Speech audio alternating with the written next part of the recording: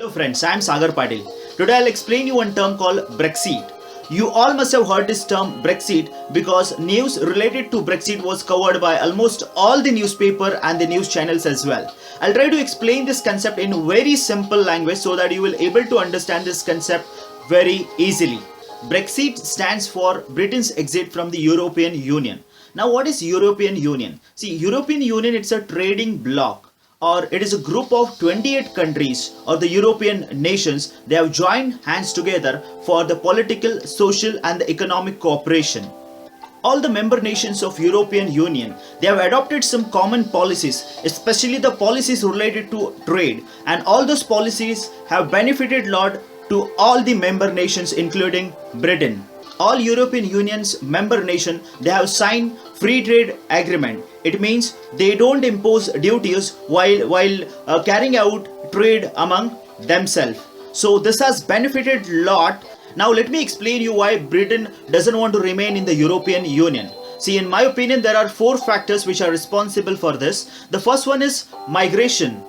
Migration from the countries like Syria, Libya, Tunisia and several other countries where there is a threat of ISIS or the ISIS. People are traveling or the migrating from those countries to different countries of Europe.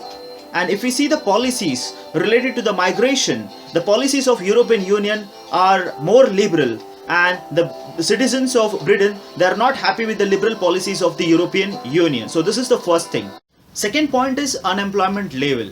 The unemployment level in Britain has increased drastically. The people who have migrated from the different countries, now they have taken up so many jobs, so jobs are not available to the locals of Britain, and this is the reason why Britain doesn't want to remain in the European Union. Third point is currency.